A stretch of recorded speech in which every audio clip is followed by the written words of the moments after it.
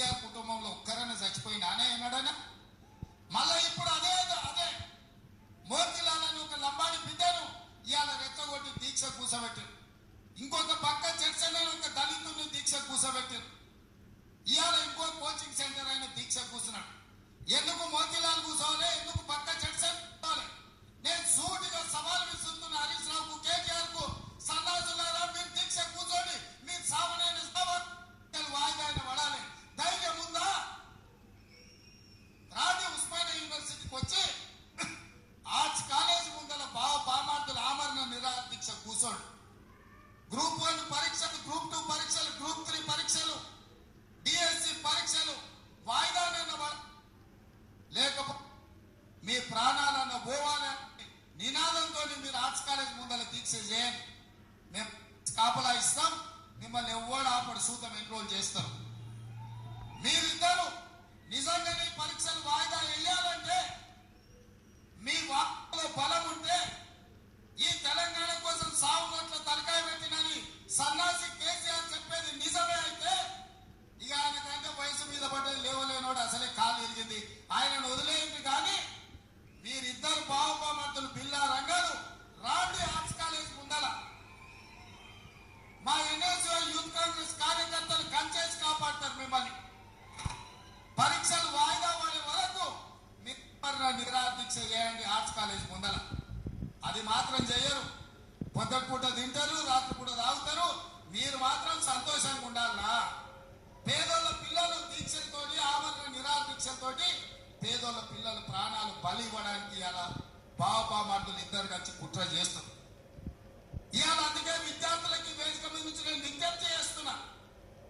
వాళ్ళ పార్టీ బలహీన పడ్డప్పుడు, రాజకీయంగా వాళ్ళు సచ్చినప్పుడు విద్యార్థులను చంపి ఆ శవాల మీద పార్టీని నిర్మించుకోవాలని కుట్ర చేస్తున్నారు.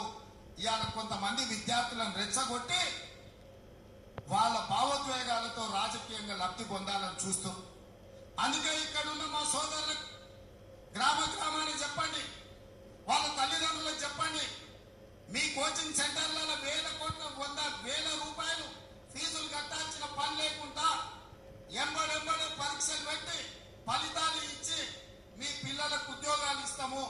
ఒకవేళ పరీక్ష రాసి ఉద్యోగం రాకపోతే ఇంకే ప్రైవేట్లోనైనా వాళ్ళు ఉద్యోగం చేసుకోవడానికి అవకాశం ఉంటుంది.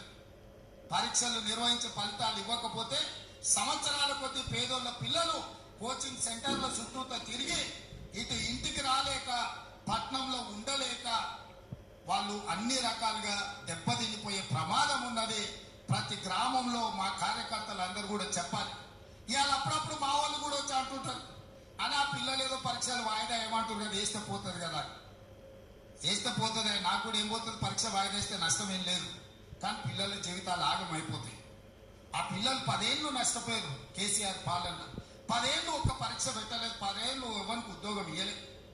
ఇవాళ నేను అవన్నీ చూసి వచ్చినాను కాబట్టి పిల్లలకు సరైన సమయంలో పరీక్షలు పెట్టాలని అనుకుంటున్నాను. అవి వాయిదా వేయడానికి ఒక పక్కన టీఆర్ఎస్, కొంతమంది కోచింగ్ సెంటర్ల ఓనర్లు కుట్రలు చేస్తున్నారు. ఇవన్నీ కూడా ప్రజలకు వివరించాల్సిన బాధ్యత మీ అందరి మీద ఉన్నది. పరీక్షలు వాయిదా వేస్తే కాంగ్రెస్ వచ్చే నష్టం లేదు, మీ సోదరుడిగా నాకు పోయే కష్టమేం లేదు. కానీ లక్షలాది మంది నిరుద్యోగ యువకుల జీవితాలు ఆగమైతాయి. ఇవాళ వాళ్ళని రెచ్చగొట్టి రాజకీయ లబ్ధి పొందాలని ఇవాళ బీఆర్ఎస్ నాయకులు ప్రయత్నం చేస్తున్నారు. అందుకే ఇవాళ నిజంగానే కేసీఆర్ హరీష్ కు, లేకపోతే కేటీఆర్ హరీష్ కు ఈ విద్యార్థుల బాధ వాళ్ళు నిజంగానే తీర్చాలనుకుంటే హరీష్, కేటీఆర్ ఇద్దరు ఆర్ట్స్ కాలేజ్ ముందల దీక్ష కూర్చోవాలి, ఆమరణ నిరాహార దీక్ష కూర్చోవాలి. ఈ పరీక్షలు వాయిదా పడే వరకు మంది పిల్లలు ఎవ్వరు కూర్చోవద్దు. 10 ఏళ్ళు మంత్రులు అనుభవించిన మీరు ఇద్దరు ఈరోజు ఎమ్మెల్యేలు, మీరు వచ్చి కూర్చోండి. ఈ వాదనలో నిజం ఉంటే ఇద్దరు ఎమ్మెల్యేలను తెలంగాణ ప్రభుత్వం వదులుకోదు కదా, కూర్చోండి 10-15 రోజులు. మీరు చెప్తున్న వాదన నిజమైతే 10-15 రోజులు దీక్ష కూర్చోండి ఆర్ట్స్ కాలేజ్ ముందర. ఇన్నేళ్లు మీరు పదవులు అనుభవించారు కదా, ఈ పేదోళ్ళ పిల్లల త్యాగాలతోటి. ఆ పేదల పిల్లల కోసం లక్షలాది మంది నిరుద్యోగ యువకులకు ఒకవేళ మా ప్రభుత్వంలో అన్యాయం జరుగుతుందని బాబామర్దులు బిల్లారంగాలు అనుకుంటే వీళ్ళెందుకు కూర్చోరు దీక్ష కని నేను అడుగుతాను.